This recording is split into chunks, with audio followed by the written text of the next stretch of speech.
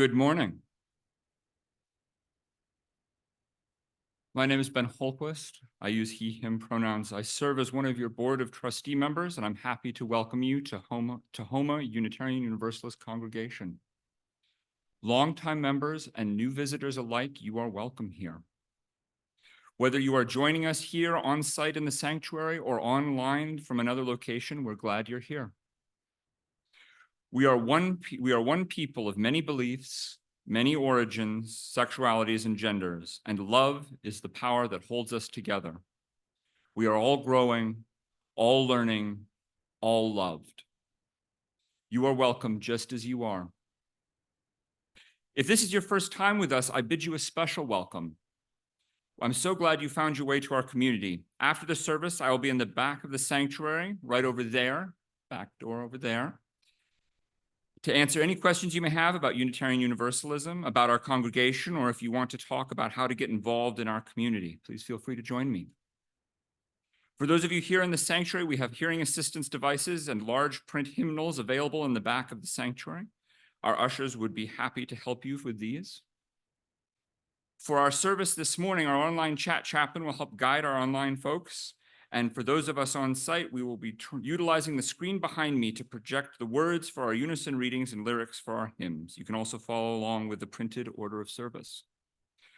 Also on the order of service, you can find information about our website, tahomauu.com, and some upcoming events and volunteer opportunities, and a QR code that will take you to our weekly e-news. If you aren't yet signed up for the e-news, you can do that today so you don't miss a thing. There are many ways to become more involved and deeply connected to our spiritual community.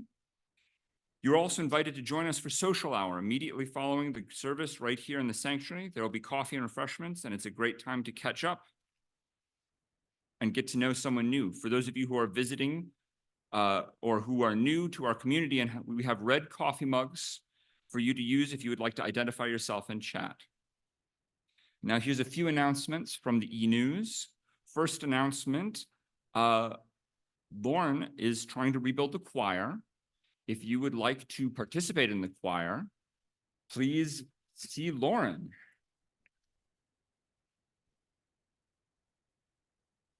Also, if you have children and you would like to join the parent social group, also see Lauren.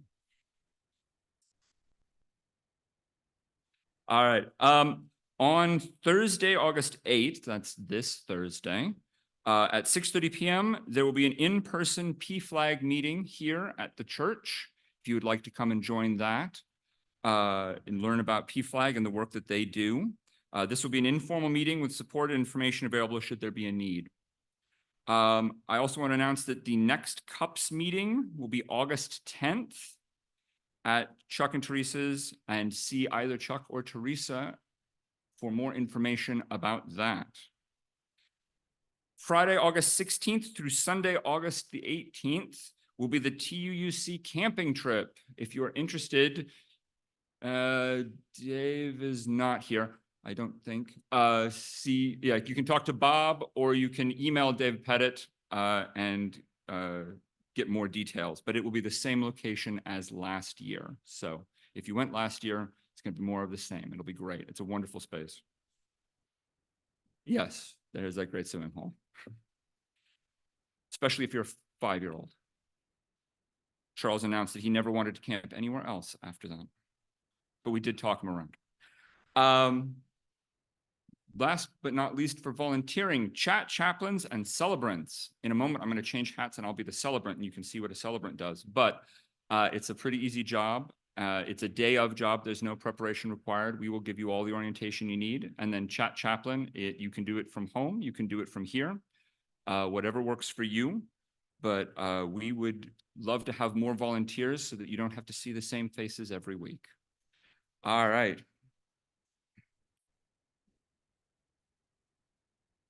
As we begin our service, I respectfully acknowledge that I speak to you today from the land of the Coast Salish people, including the Puyallup tribal nation, land from which they were forcibly displaced. I affirm the continued sovereignty of the 574 federally recognized tribes, including the 29 here in Washington, and the support those still fighting for federal recognition.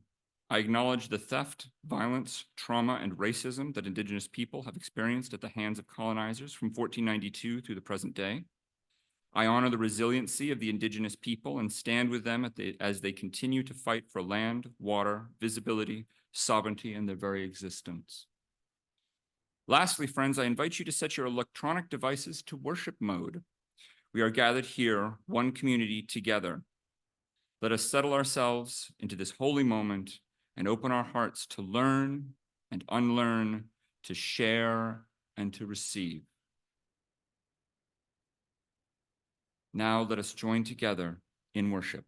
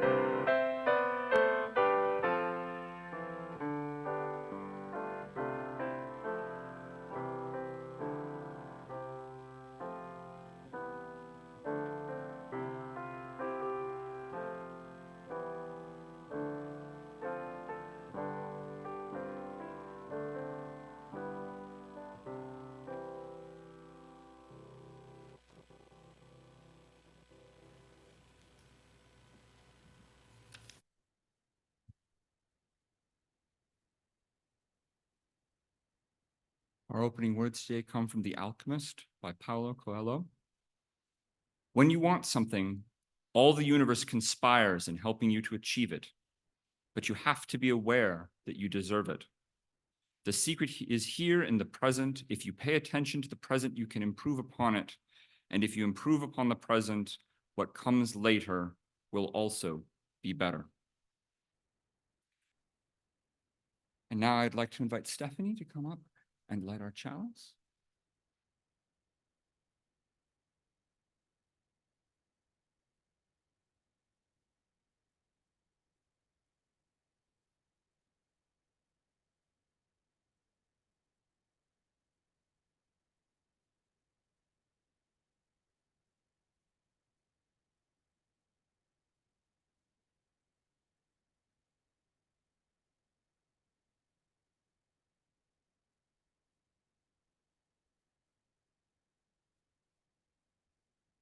All right, and if you'll join with me in saying our opening words.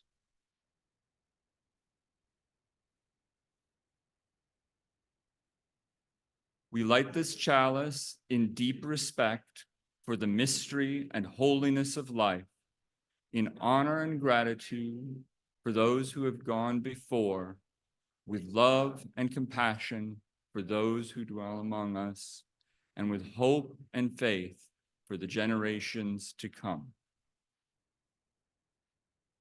And now, if you will rise in body or spirit for hymn 1006 in the teal hymnal, In My Quiet Sorrow.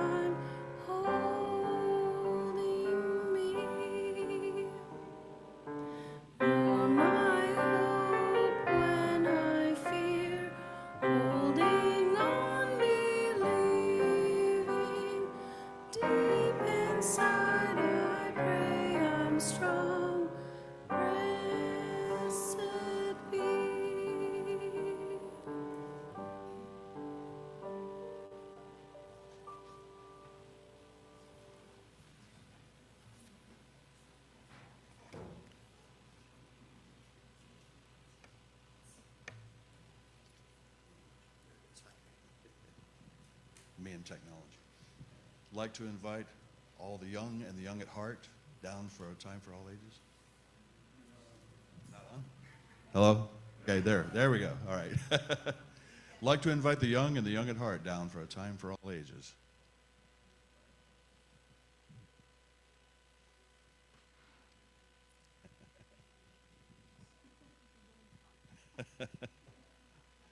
We might both need some help getting up here.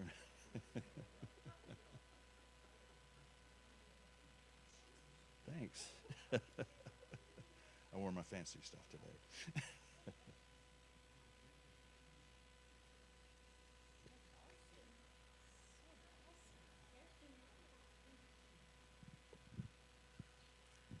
Okay, today we're going to talk about the story of Johnny Appleseed. Who knows about Johnny Appleseed? What do you know about Johnny Appleseed? He went around, he went around, all delivering appleseed stuff like that.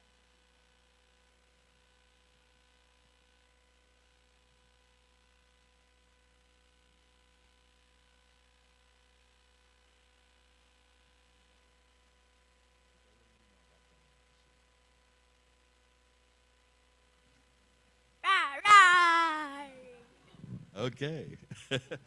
Now we have a picture. We don't have a picture up here, but Johnny Appleseed, like you said, he went around planting seeds, and the reason he did that is because he wanted people to have enough to eat. He didn't want people to go hungry, and he had a funny little outfit. There's a picture up there. You see Johnny Appleseed?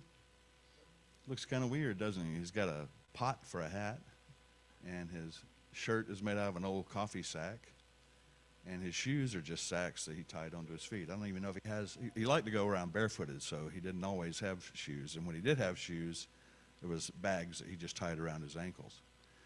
And the reason he did that, well, do you know why he did that? Why he dressed like that? You don't know? Okay. Much of really good clothes. Yeah. He had such a concern for poor people that anytime people would give him clothes, he would give it to people that needed the clothes. And so he wore that because he wanted other people to have the clothes. And he went around planting seeds so people would have enough to eat. He really liked apples, so he planted apples everywhere. And he traveled all over the country planting apples. So, you know what seeds are? Anybody ever planted and grown things? Okay, great. Do you know that ideas can also be seeds? Okay, can you think of an example of an idea that might be a seed? An idea of growing a plant. Yeah. You grow an idea of growing a plant. So that's a good meta seed there. Yeah. Have an idea of starting a secret organization among the government. Okay, yeah, that's a seed. And what about things like love and gratefulness and kindness? Would that be seeds, you think? If you planted a piece of gratefulness, how many times have you had somebody say thank you for something you did for them? Yeah. Did it make you feel good? Did it make you want to do more things for other people? And so if you plant a seed here by saying thank you to somebody or by being kind to somebody, then they go off and plant another seed by doing the same thing to other people. Pretty soon the whole world will be covered in kindness and love and gratefulness and thanksgiving. So that's the real lesson of Johnny Appleseed. So as we sing you out today, just think about that. Think about what kind of seeds you could plant today to make a difference. Thanks. Please rise and form an arch as we sing the children.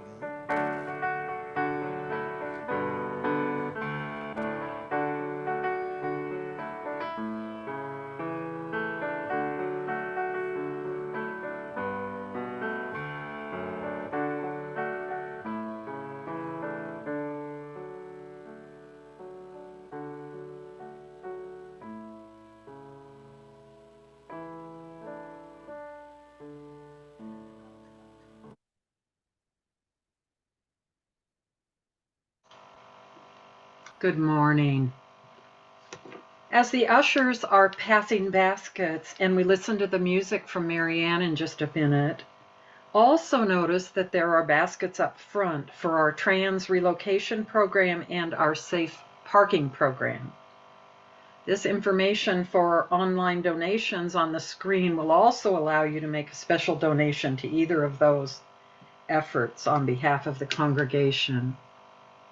And now the offering is a sacrament of the Free Church.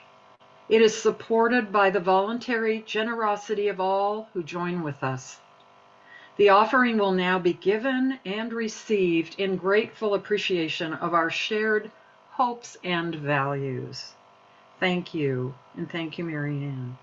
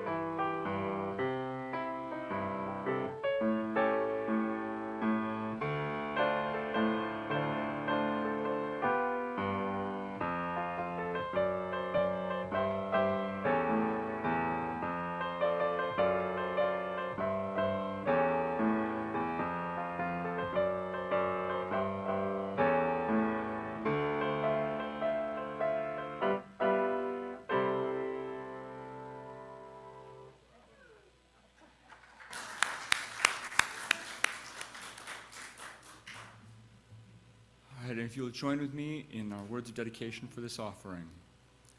We dedicate ourselves and our offerings to the work of this congregation, weaving a tapestry of love we call community, both within and beyond these walls.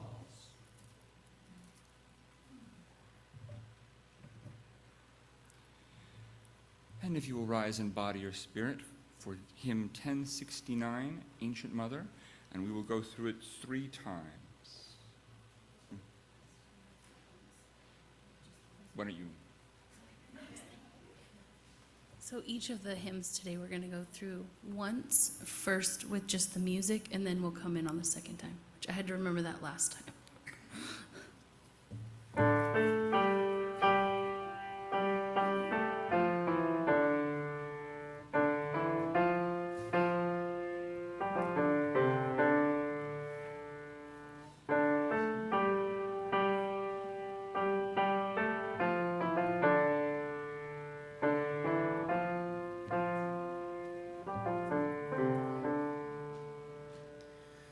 Ancient Mother, I hear you calling. Ancient Mother, I hear your song. Ancient Mother, I feel your laughter. Ancient Mother, I taste your tears. Ancient Mother, I hear you calling. Ancient Mother, I hear your song. Ancient Mother, I feel your laughter. Ancient Mother, I taste your tears. Blessed be.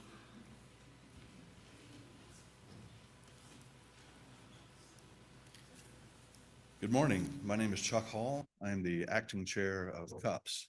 I use he, him pronouns. For those of you who don't know what CUPS is, it stands for Covenant of Unitarian Universalist Pagans. And I'm a member of that particular group, and I see several of us out here. So today I'm going to give you a little educational lesson, let's put it that way, of what we just celebrated last Thursday was Lughnassadh. Lughnassadh is one of the high days that pagans celebrate throughout the year. Now, when I say that, paganism is a very individual practice. There are just as many different types of pagans as there are probably Christian denominations or other types of religions. So when I say this, take everything with a grain of salt. It's not generalized to all pagans at all times. This is just something that a lot of folks believe and they find it useful. And there's a saying in the pagan community, take what's useful and leave the rest. So I hope as you hear all this today that you will do that. So what is Lughnassadh? Lughnassadh is a celebration of the first harvest. So the first harvest, there are three harvests throughout the year.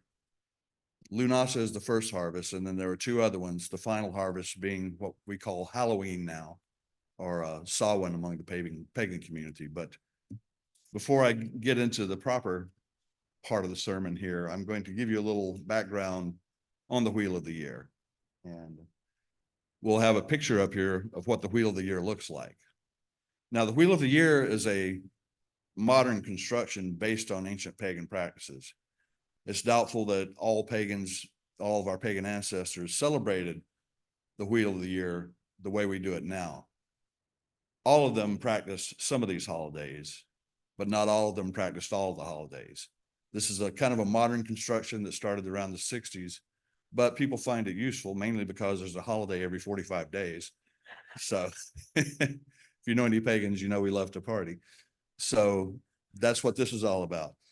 So it follows the cycle of the sun. And at the time when there was no calendars, that's how you determine when it was time to plant and when it was time to reap and all of that good stuff. You had to go by the signs in the heavens. So let's explain that a little bit. And of course, this only applies in the Northern Hemisphere. If you are in the Southern Hemisphere, it would be backwards because, well, we live on a round Earth. Everybody knows that, right? All right. We start off with Yule, which is known as the winter solstice. That is the longest night of the year and the shortest day of the year. In a time when people were superstitious and didn't have a lot of scientific understanding about what was going on, you didn't know if the sun was going to come back or not. So Yule is a celebration of the fact that the sun is coming back. The days are going to start getting longer again. And that's basically what the wheel is. Well, I should probably explain the quarter days and the cross quarter days first. Some of the more important holidays, the solstices and the equinoxes. The solstices, of course, the winter solstice is the longest night and the shortest day. The summer solstice is the longest day and the shortest night. In between those two, you have the equinoxes, the vernal equinox and the autumnal equinox. And on those days, the day and the night are of equal length. So the reason they're called quarter days is because if you look at that chart there, you can see the winter solstice is at the top, the summer solstice is at the bottom. The equinoxes are at 3 o'clock, and what would that be? 6, 7, 8, 9 o'clock. So it divides the year up neatly into quarters. So that's why they're called the quarter days. Next, we have something called the cross quarter days because our pagan ancestors looked at that and said, 4 holidays isn't enough, so we need to stick some more in here somewhere. So these are the ones that we stuck in there, and they're called the cross quarter days. And I'll go through the chart and explain all those, like, for example, between winter solstice and the vernal equinox is Imbolc, and I'll explain what that means when we get to it. But each one of these solstices and equinoxes has a holiday in between them. So we started at the winter solstice, which is the longest night and the shortest day. Next is Imbolc. Imbolc is a Gallic word that means in milk. This is the time when the livestock are lactating in preparation for giving birth to the spring. Next, we go to Ostara, and that's named after the Greek, was it Greek? Well, it was named after a goddess of the East, and that's when the sun comes from, the East. And it's a celebration of fertility and the first day of spring. when everything is starting to bloom and all the flowers and the pollen and everything are there. And then we go on to Beltane. Beltane is, to put it delicately, mating season. And that was, well, you can kind of figure out what they celebrated there. But you may have seen maypole dances. That's a common celebration that you see around May. Sometimes it's called May Day, and it's usually celebrated on May the 1st. And then next we have the summer solstice, which is midsummer, sometimes called Litha. And that is, like we say, the longest day and the shortest night. Coming up after that is what we just celebrated Thursday. If you're of a pagan persuasion, it's called Lughnasad. You might know it if you are familiar with the Christian traditions. It's called Lammas in Christian. Well, in Christian. In the Christian community, it's called Lammas. Lammas just means loaf mass or lose mass. Lu is a Celtic sun god. And so the whole wheel of the year is based on the movements of the sun. So what we're celebrating at Lughnasad is the first harvest. A lot of times in a lot of the lands of some of our ancestors, the grains were the first thing that they reaped. And then the big holidays came later, but the first thing that they did was reap all the grain, bake all the bread, make all the flour for the year. So all of you folks that are gardeners or bread makers or yeah, you might be familiar with that idea. So Lughnasad means Lu's celebration, and the way we celebrate Lughnasad is with some sort of bread. And we're going to be doing a little activity here later with some bread. And I'd like to thank Harrison for making that for us. Next is what's normally called the pagan Thanksgiving. It is the autumnal equinox. That is the second harvest of the year. Some communities call it Mabon, and that's the time when the harvest is at its highest. The most of the vegetables and the fruits and all of that are in bloom, and we're getting the big baskets full of stuff. And it's also the time when a lot of the livestock were slaughtered for the meat-eating folks. And that's when a lot of feasts were held, and that's September 1st. And then that takes us to Samhain. That's came down to us in the Christian tradition as Halloween. Samhain is the last harvest. That's when you're getting rid of everything that's still on the trees or still on the plants, and making sure that all the meats are dried and cured and all that for the winter. And it's also, if you've ever been to a Halloween party, what the ancient Celts used to call the Day of the Dead. And the Day of the Dead is not specific to the Celts. There are other cultures as well. Mexico celebrates it. A lot of Latin American cultures celebrate it. And when I say celebrate it, it's not that you're celebrating the death of a relative or anything. It's you're celebrating their life. And for those who have powers to reach beyond the veil to communicate with those who are no longer with us, that's the time that that's celebrated. It's also my anniversary.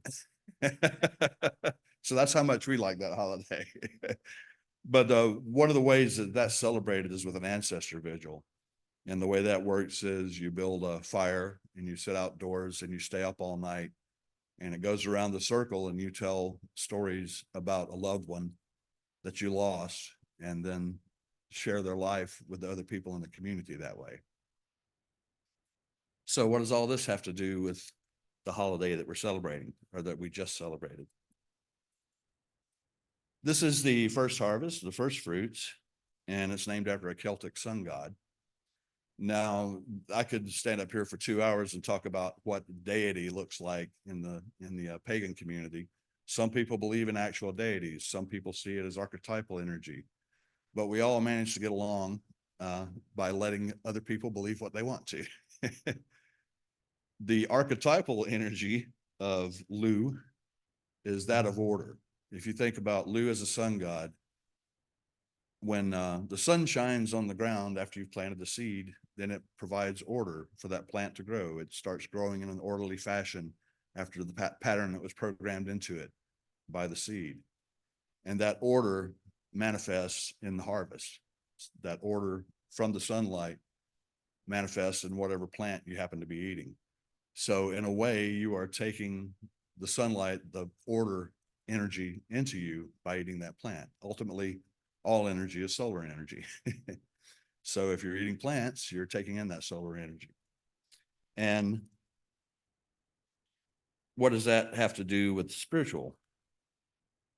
There are spiritual aspects to this wheel of the year as well as the harvest aspects of it. Like we just talked a little bit about Samhain, the spiritual significance of that. The picture there that we had on the wheel, there's the light half of the year and the dark half of the year. From the winter solstice to the summer solstice, the days are getting longer. From the summer solstice to the winter solstice, the days are getting shorter. That's a reminder that we all have seasons in our own lives where there's times of light and there's times of darkness. There's times of order and there's times of chaos. And when you find yourself in a time of chaos, it's a good idea to remember that that wheel will keep on turning and eventually you'll be back in the light if you have the patience to stick it out. And so that's kind of what Lughnassadh is partially a reminder of. This is the first harvest. We planted the seeds in the spring and we've worked hard, making sure that the plants survive, watering them and taking care of them. We've weeded when necessary, gotten rid of the stuff that's not useful. And now we're celebrating the first harvest. We're starting to see that our labors are coming to fruition. Now think about that in the spiritual context of what that might mean. So Lughnassadh reminds us of the cycles of life, growth, and gratitude for the harvest. So it's also a time of expressing thanks. I was talking with a few folks earlier about the Highland Games. My family is Scottish. The Highland Games were traditionally celebrated at this time of year because it was the first harvest. Everybody's coming together to enjoy the fruits of their labor. And of course, you get a bunch of Scottish people together. We got to have some feats of strength to impress each other and their girlfriends with. So that's where that came from. So it is a time of celebration. And it also invites us to give thanks for the harvest that we have received. And it's a time to honor not only the physical harvest, but the spiritual and personal growth that you planted throughout the year. And it serves as a reminder. This is an old Episcopalian idea, but I think it bears fruit here as well. A grace is an outward and spiritual symbol for an inner spiritual strength, if that makes sense. So when we do this bread communion that we're going to do in a minute, that bread is an outward symbol of an inner spiritual grace, if that makes sense. So think about that as we contemplate Lughnassadh.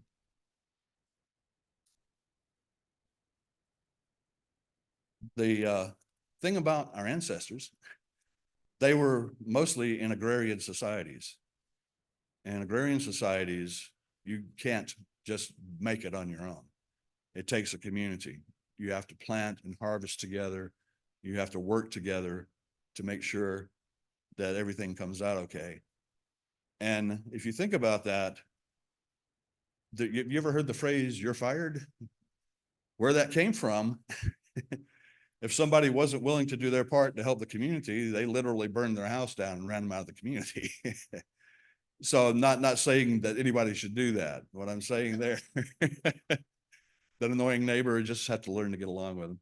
But what I'm saying there is that that sense of community was so ingrained in people that that's what they did. They had to work together. They realized it was a matter of survival. If you didn't work together, then the whole community would suffer, and it's possible that the whole community would die.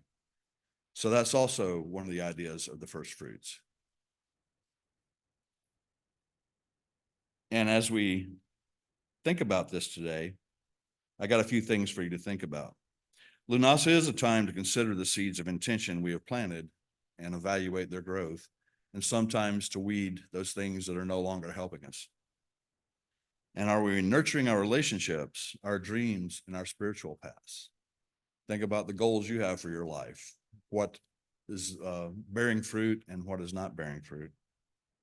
Lughnassadh is a reminder of the impermanence and the cycles of existence. Just as we have the first harvest, when we get around to the final harvest at Samhain, after they had gotten all the fruit off of the plants, they cut them down and burned them in a bonfire. So it's a time to remember that life and death follow close with each other, and you can't have one without the other. So in a spiritual sense, what do you need to cut down and burn in your own life so that you can get the harvest that you want? And this mirrors a natural progression in our own lives. Then that teaches us to embrace each season with gratitude and awareness, cling fast to what works, and get rid of what doesn't work. So as we partake in this harvest and remember Lughnassadh, think about what you'd like to sow in your own life and what you'd like to harvest in your own life. And we talked about with Johnny Appleseed, the seeds of kindness, compassion, and faith can also ensure us a bountiful harvest, not just for ourselves, but also for the others around us.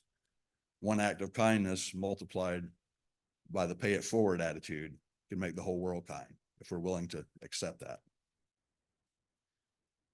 So now we're going to do a little something with the communion. People might think that communion came from Christians. Actually, the Greco-Romans were doing it for centuries before the Christians came along. So this is a part of the pagan tradition as well. We're going to set an intention with this. So when you get the bread, you don't have to participate in this if you don't want to. I apologize, we don't have anything to wash it down with. So if you choose not to participate, that's okay. But hold the bread, don't eat it yet. We're going to do a little exercise when everybody has their bread.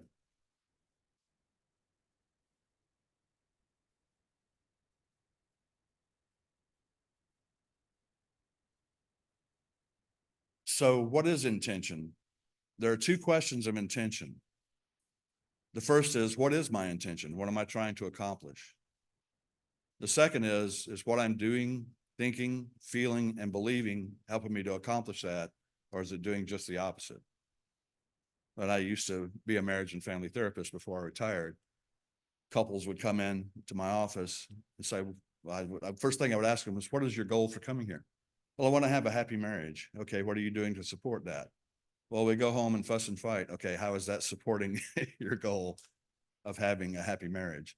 So think about it in those terms. What sort of things would you intend for your own life and for the lives of the loved ones around you?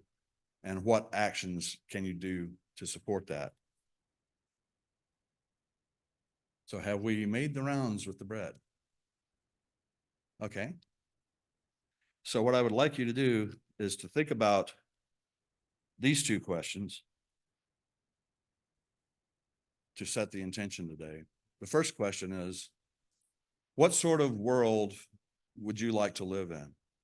If you could somehow erase the world and start over and rebuild it the way that you wanted to, what would you do? That's your intention. And in the second question, okay, now I've got my intention. What can I do to make it happen? And focus on solutions, not problems. You can talk about problems all day, but nothing ever gets solved until you start talking about solutions. So think about intention in those terms. Now, with those questions in mind, take the bread, for those of you who are willing to participate, and look at it. Just examine it for a moment. Imagine that the whole world exists in this piece of bread. Imagine you're an artist, since I know a lot of you are, and you're about to draw this bread. You've never seen it before, but you're going to have to draw it. So you're going to have to know how the light and the shadow falls on it. How many colors are on it? What shapes do you see there? And just examine it. Now take it and hold it up and smell it. What does it smell like? Does it remind you of anything? When I smell it, it reminds me of happy memories of my grandmother's house when she would bake sourdough bread. So what memories does it evoke? Now, link everything you've got so far to the intention that you're establishing. How can this bread relate to that? Think of, again, remember that this is a symbol. This is grace. This is an outward symbol of an inward and spiritual grace that we're about to partake in. Now, put it on your tongue when you're ready. I'm not going to do that because I don't want to talk with my mouth full, but Now, put it on your tongue.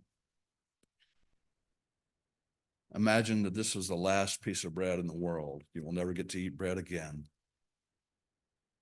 What would be different about the experience if you looked at it that way? What do you taste first? Is it sweet, sour, salty, bitter? Do all the flavors blend together like a artist's palate? Where do you taste it first? On the back of your tongue, on the front of your tongue? What part of your tongue do you taste it on? And then when you're ready, go ahead and chew it up and swallow it. I'm going to take a little bit just so I'm not left out. Now let's relate that to Lughnassadh. Harrison Pettit baked this for us. Thank you for doing that. And that person made the bread. Somebody else. I don't think you didn't harvest this grain, did you? Okay. I'm working on it. Okay. Somebody harvested the grain. Somebody else turned it into flour. Somebody else drove it to the market. Somebody else stocked it on the shelf. So this grain, this bread has been touched by a lot of hands before it came to you. That illustrates that it takes a community still. It's just that the behind the scenes is hidden a little more than walking out the door and going to harvest the grain yourself would be. And as you partake of this bread, you're partaking of the community that you find yourself in. And we've all enjoyed the same bread together. And thinking of this as a spiritual grace, what do we all enjoy together? What do we like about each other's company? How can we use that to establish our intention of building the world that we would like to live in? And I'd like to leave you with that. And please join us, rise if you're able, to sing hymn number 1057, Go Lift It Up. She's going to play the music through once, and then we're going to sing it twice.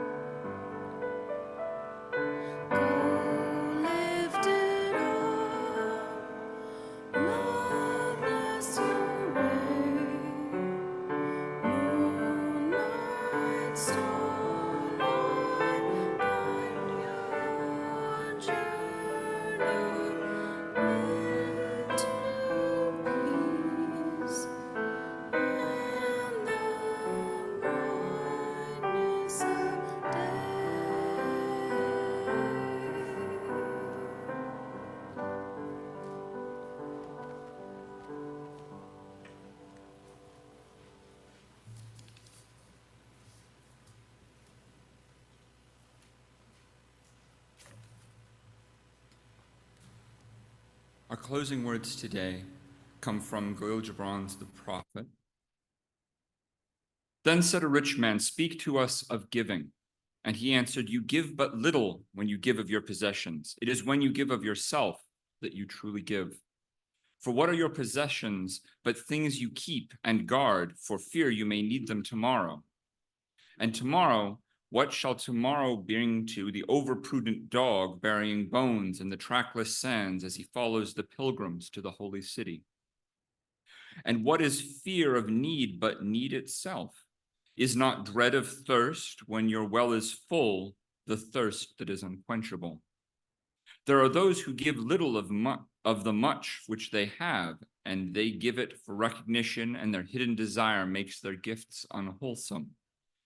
And there are those who have little and give it all. These are the believers in life and the bounty of life, and their coffer is never empty. There are those who give with joy, and that joy is their reward.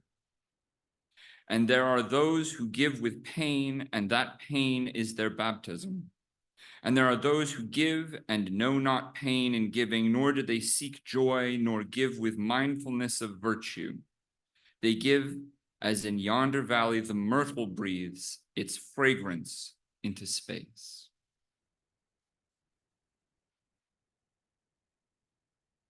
And I will ask Chuck to stand by the chalice, and we will recite together our closing words. We extinguish this flame, but not the light of truth, the warmth of community, or the fire of commitment. These we carry in our hearts until we are together again.